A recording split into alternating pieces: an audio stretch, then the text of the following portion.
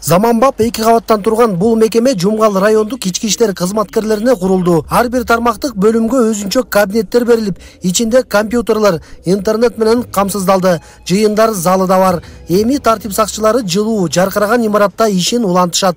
Жаңы имараттын ачылыш аземине ички иштер министри, жергиликтүү бийлик өкүлдөрү, милициянын ардагерлери катышты. 100 объектини быйылкы жылга ишке берип атабыз. Андан тышкары Талас облусунда, Ысык көлдө, Нарында бүт облустардын баарын камтып, бүгүнкү күндө шаарларда да, бала бакчаларда кызматкерлердин балдарына дагы шарт түзүп коебуз. Ал эми үй боюнча, курулушу боюнча мен сиздерге айтып кетейин, бүгүнкү күндө эле мына ички иштер бөлүмүнүн башчысы мага айтып калды, ушул жерде бүгүн өздөрүнүн жери бар экен, биздин бөлүмгө тиешелүү ошол жерге үй курайык деп өздөрү сунуш берип атышат. Ошол сунуш кагазы мен тапшырма бердим, проектировкаларын баарын жасап, эмки жылга ушундай үй менен дагы камсыздалат.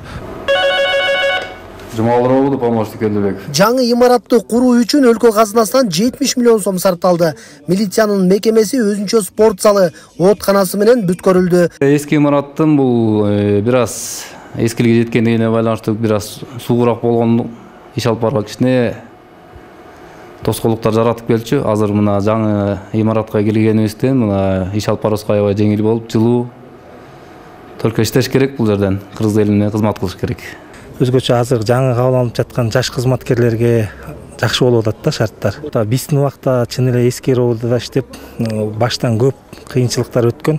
Канчалаган имараттардын курулушу болуп атат. МВДнын автопаркы, мисалы кызматтык унаалар менен мен билгенден бир 90% жаңыланды окшойт.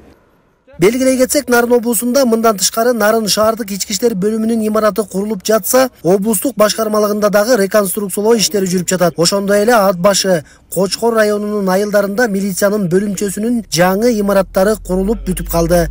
Норозаблаев, Алмаз Асанов, Ала Тоо 24, Нарын облусу.